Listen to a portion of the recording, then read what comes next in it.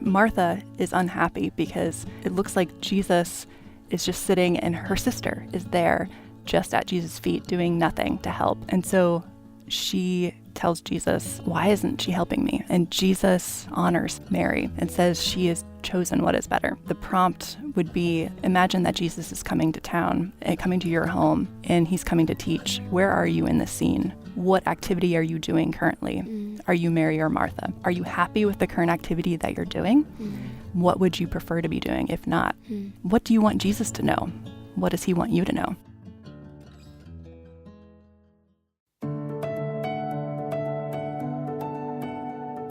You're listening to God Hears Her, a podcast for women where we explore the stunning truth that God hears you, he sees you, and he loves you because you are his. Find out how these realities free you today on God Hears Her. Welcome to God Hears Her. I'm Elisa Morgan. And I'm Eryn Eddy Adkins. In our conversations, we've mentioned specific women of the Bible. But today, we want a conversation about all of the women in the Bible and how God sees them. Today's guest, Anna Haggard, is a writer and an Our Daily Bread editor who's compiled the Known Devotional, an Our Daily Bread Devo about women in the Bible, even some that typically go unnoticed. Let's jump into this conversation by first getting to know a little bit about Anna on this episode of God Hears Her. I grew up in an Air Force family, so kind of was all over. It's also a medical family, so my father's a physician, my mother's a nurse, and this goes back several generations, though, so I have two grandfathers that were both doctors and two grandmothers that were both nurses, and I became an editor. So, yeah. I love that. So you just kind of decided to change the generation. Surgery on words. That's it. I love it. And our surgery on manuscripts words and bleed sentences. with ink. Yep. Red ink. Oh, gosh. You work with spines? Yes. Oh, this is good. Okay. How else can we go down this road? Okay, sorry. We interrupted you. I know you'd moved a lot. So where would you say home was for you the most? Ooh, yeah. So I guess Pennsylvania, once we got out of the Air Force, we were overseas. My family, I have two younger sisters, and we were in England, and we have friends from all over the world because of that. I loved it. But central Pennsylvania is kind of what I'd consider home. That's beautiful. Yep. How did you get interested in words? From the start, I think God puts desires in us and passions from the beginning. And I think my parents knew, and I really appreciated too, because we have this legacy of medicine in our family, but they never pushed me towards that piece. They knew I was passionate. So I remember there was an open call. This local library said, we'll publish your book. There was a contest. So we entered into this contest. I typed a 40-page treatise on the Irish potato famine. And I was in fourth grade at the time. And the people were like, gosh. Okay, so you like writing. So kind of from the beginning, just really loved that. And then I really liked the Bible too. So I, in college, got to go to, last minute, my study abroad plans fell through. And I had a biblical studies major friend who was like, you should come with me to Israel. So I got to be on Mount Zion in Jerusalem for a whole semester, just studying the historical geography of the Bible, walking in Jesus' footsteps. You know, that's such a beautiful classroom. Just the word came alive. I think I had such a good foundation of just loving words, but also loving the word. So God just rearranged that, didn't he? Yeah. Okay, so you came back from that, and where'd you end up next? Yes. So I ended up in Lancaster again and got a internship with a Christ-centered organization called Hope International, and they invest in the dreams of those in poverty. And I landed this internship with the CEO who was starting to write books at the time. And I think the Lord just knew, this is kind of like, I think there's this misconception in the church that if you hate something, God wants you to do it. And it's truly like he often puts the desires on our hearts, and they grow the more we spend time with him and confirm that. Delight yourself in the Lord and he'll give you the desires of your heart. And I think there's a lot of ways to interpret that, but I do really think a lot of times the Lord is the one who's planting those in us, and he kind of grows that. So, and he gives you the opportunity. So I think during this time when it was really hard to get a job, this kind of opened up. At the same time, though, it was hard. I was just out of school, and until that point, I had been a big fish in a small pond and had always kind of put my identity on excelling in sports and especially in academics. Yeah. And right then I was with these people who were very driven, very ambitious. My boss went to Harvard, and it was just like suddenly I was a very small fish. And I was new. I was learning. I was being thrown into the deep end. So it was just a really interesting time where I feel like the Lord kind of stripped away a lot of what had been what I considered my identity. You talk about worthiness. I think I felt very unworthy to be in a place like that. That is so common, yet you feel very alone. Yes. Yeah. Yes. How did that translate in moving forward? Yeah. So I was really drowning in it for that first year. And I remember coming home from a work one day, and I like to run. So I went for a run, and it was crazy. I feel like the Lord just flashed a verse across my spirit, and it was, my grace is sufficient for you, for my power is made perfect in weakness. And it was just this, I know God just planted that on my heart, and I just kind of was just like floored. I just stopped. And it was kind of the start of recognizing that my journey is not based on my strengths, but on my depending on his strength.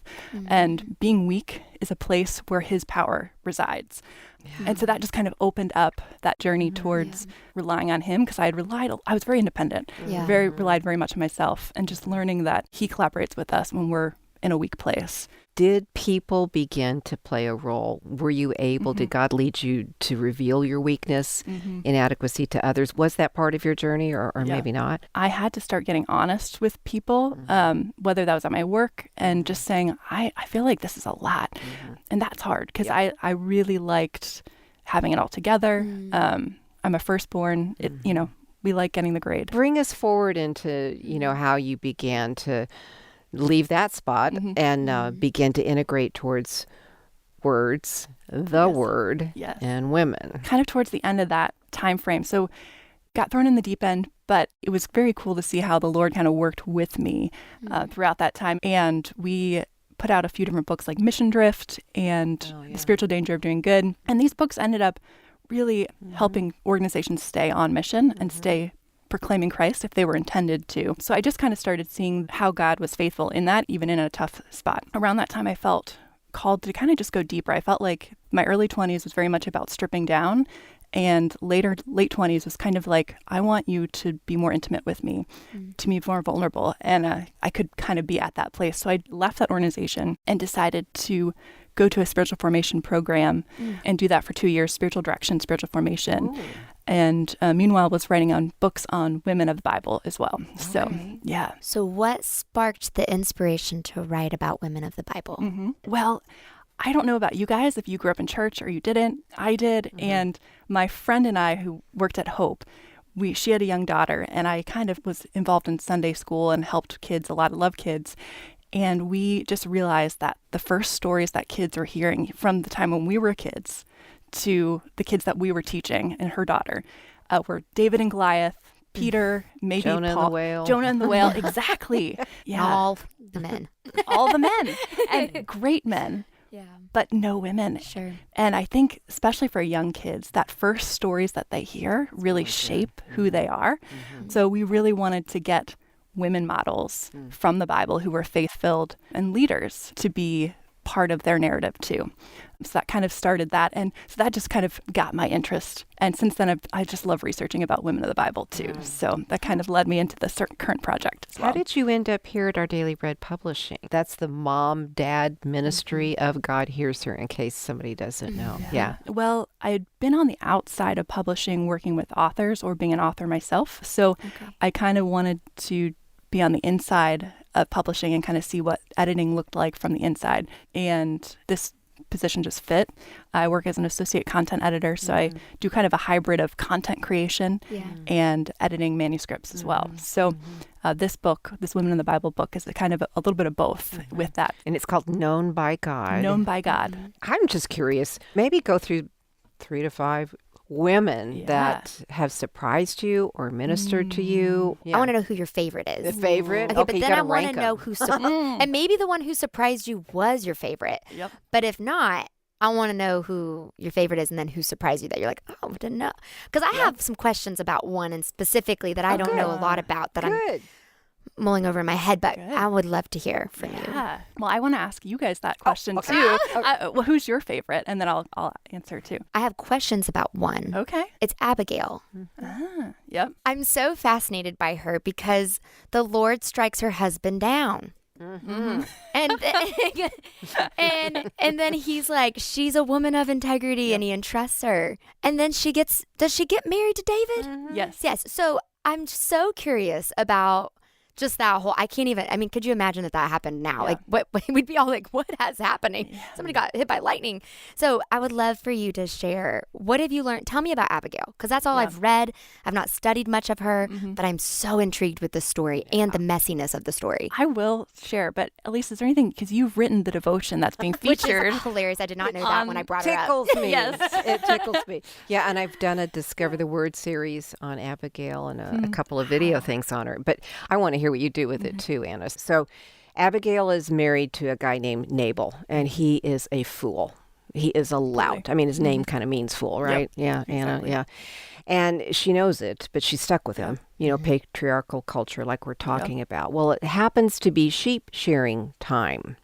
And David's men help shear Nabal's sheep. And Nabal's not about giving the customary tip. And he has this big party and he gets drunk, and Abigail is just really aware that he's refused, and David is getting really mad, and David's king. And she is nervous that Nabal's going to kill David or David's going to kill Nabal, and either one of those is not going to work out well. So she basically puts together a peace offering and takes it herself and meets David. And you know what she does, Eryn? She pulls him up to a higher level. She reminds him of who he is as king.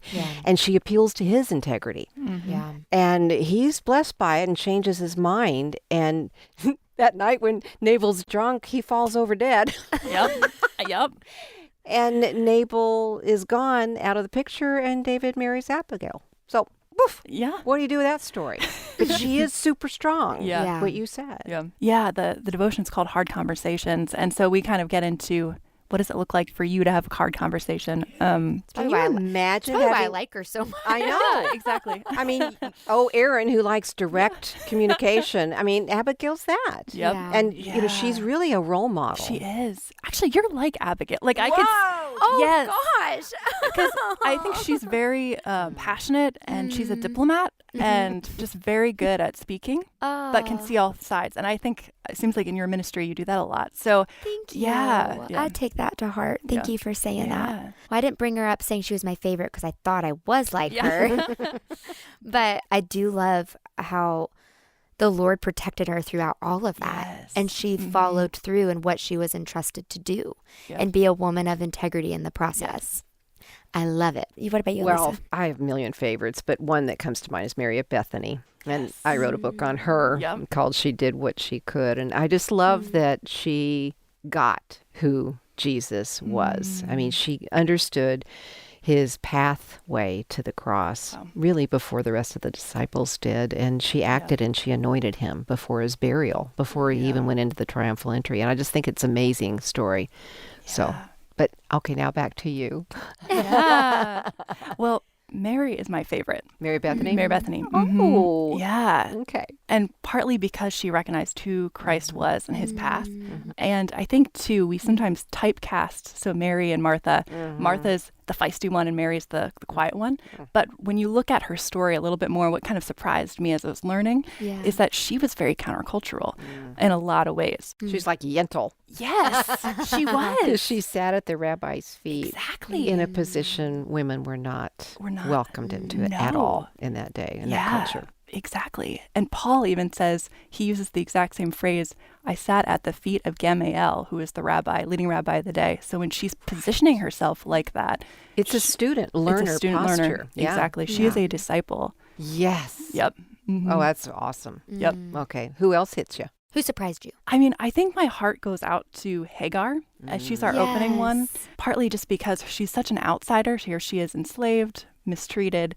She's on the run. She's pregnant. Yeah, would you just give the backstory and maybe just walk us through her story? I mean, because it really is the backstory of God hears her. But you want to unpack that for us? Yeah. So she is an Egyptian woman who is enslaved by the patriarch Abram and Sarai. And so she, in the process of time when they can't conceive, she is given to Abraham to have their child, to be the heir. So here she is. At that time, she is pregnant with his child, and his wife becomes very jealous, and Sarah abuses Hagar. So she takes off, runs away. And it's where we kind of come in the story in this book is where it says the angel of the Lord found her in the desert. And so this gets me every time. It's just that the Lord was not only just bumping into her, he found her. He was seeking her out. He knew who she was. He knew what her shame was, her feelings, and he came and encountered her in that moment and in her struggle. And she wasn't an Israelite. No. Yeah. She was an Egyptian. Yeah. Yeah, she was a complete underdog or an outsider. And he ends up saying what to her? God does. So he gives her a blessing and a promise, a great promise about her son, she's going to name Ishmael, which means God hears. And she gets a blessing from him. And they have this conversation, which in Scripture, it's the first time God the Son, who they think it is, has a conversation with somebody in the Bible. And she's chosen for that.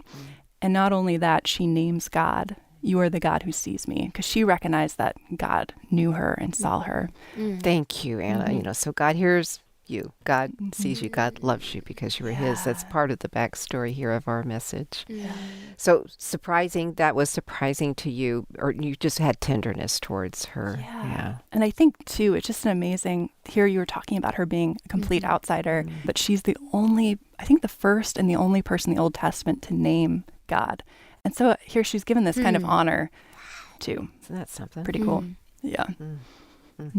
What is another woman that comes to mind for you that you're like, when you get to have these conversations that you're excited to talk about? Yeah. Overlooked ones. Yes. There's two women, Shiphrah and Puah, and there are these midwives who kind of stand up to the Pharaoh to protect the Israelite slave babies. And it's kind of thinking about it. They defied, somebody, I guess today would be like defying Putin or somebody who was maniacal and evil because he was trying to commit infanticide against the Hebrew babies. He thought the Hebrews were too many in population. He wanted to cut them off. So he ordered all the babies to be killed. Right. Yeah. And so he ordered the midwives to do this. Yeah. Wow. Yep. Okay, so continue. So what do they do? So they defied him. They didn't obey. It says that they feared God, and so they listened to God, not to man. They didn't fear him. They feared God. Exactly. Oof, that's such a powerful lesson. Yeah, exactly. Wow. There are moments God might invite us to not listen to man, not fear man, but to fear him. And what did they do to as do a result? the right thing? Well, they actually kind of lied to Pharaoh, which it's an interesting part of the story, too. I don't know what I think about that. But The deception piece. yes. Yep. God's like, oh, sweet girls. Well, you're sinful, but, you're scared of me, so I love you. I don't know. It says that God blessed them because he favored what they did. So apparently he endorsed it. So he let the they let the little babies live, and they just said, "Oh, you know what? Hebrew women are so strong. They just deliver so fast. We can't kill those babies." No. Yeah, they're too vigorous. they're too vigorous. Yes, exactly. Strong. Yep. Yeah. Yeah, that's good. How about, do you cover the women in Jesus' genealogy? Yeah, that's fun. That's really fun. Yeah. Yeah. One of the cool things about this project was that it was such a collaborative project. We had so many women coming into this project and working on it. And one of the women, I just really felt from the beginning, kind of God nudged me, this is not about you. This is about you featuring the women that are in this project and kind of letting them shine. And it's just cool to see how that manifested itself. And one of the women who was writing for us, an Our Daily Bread writer, she was writing about Tamar, which is one of the ones in the line of Christ. Yeah. And she was like, she was wrestling with this passage because it's such a tough passage. Yeah. And she just sat with it for days and just prayed about it. And she said one day she just got, God implanted this idea. And so you have to read her devotion because it's really powerful. And just talking about how God uses even dysfunction and, a tabloid kind of story and redeems that.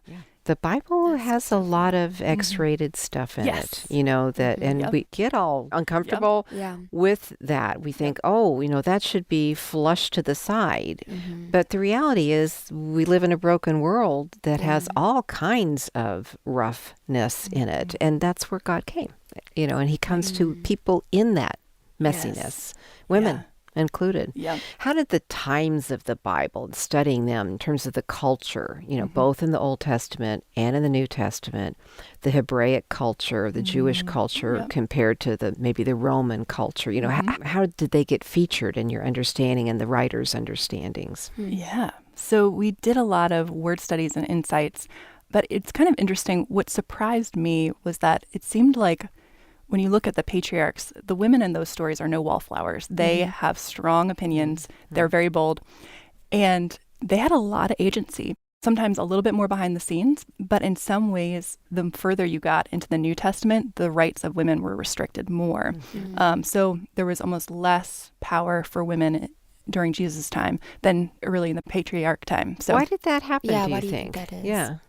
I'm not even sure. I think the society got more regulated, and with Roman control, things, just life got, I mean, when you're in a herding society like the patriarchs were, there was not a lot of outside restrictions. You were kind of, the family was clan. It was clan based, and Yeah, and Roman culture, I guess, was pretty, slaves, children, women, nobody had any value. It was also patriarchal. Okay. Now, you've been writing about women of the Bible for how many years? Probably about 5 years now. Okay. So 5 years.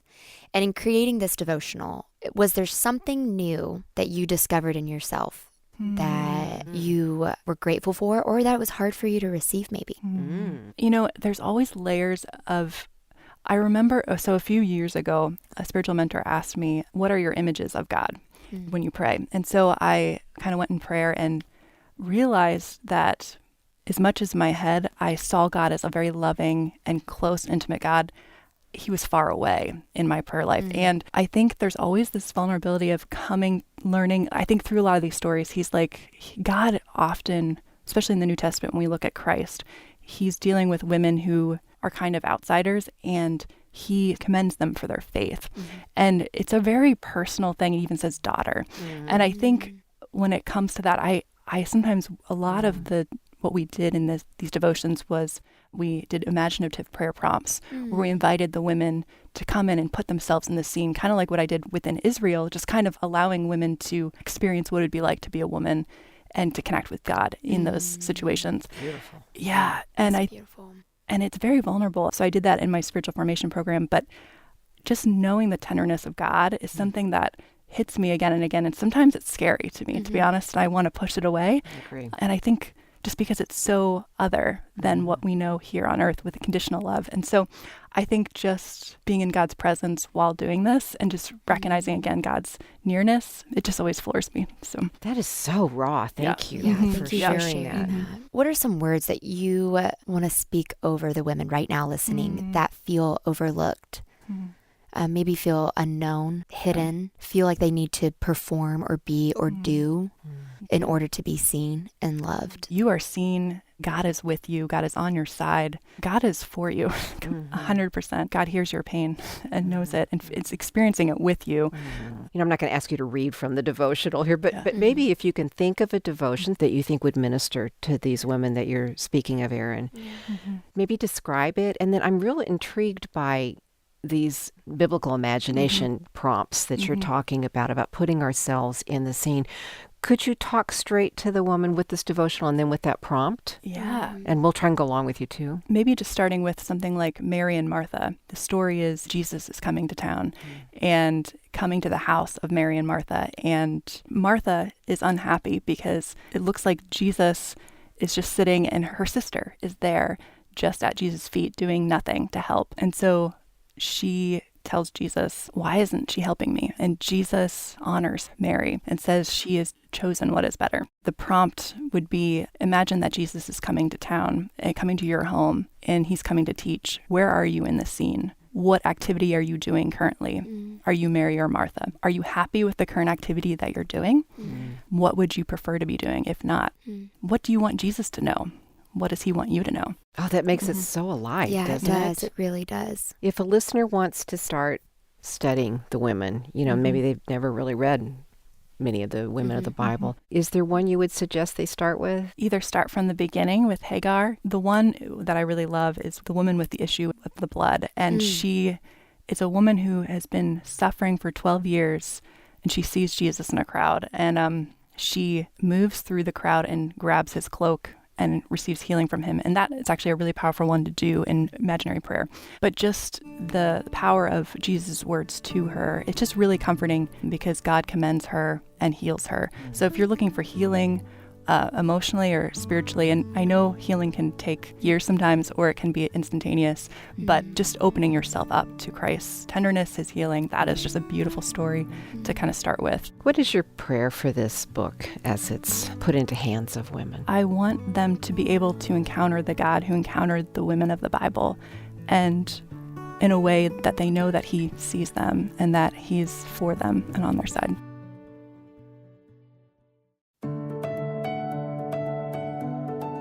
We're so excited for everyone to get their hands on this Devo. To check out the Known Devotional and learn more about Anna, check out our website at godhearsher.org. That's godhearsher.org.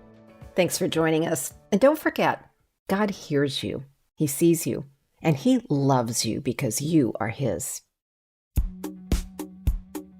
Today's episode was engineered by Ann Stevens and produced by Jade Gussman and Mary Jo Clark.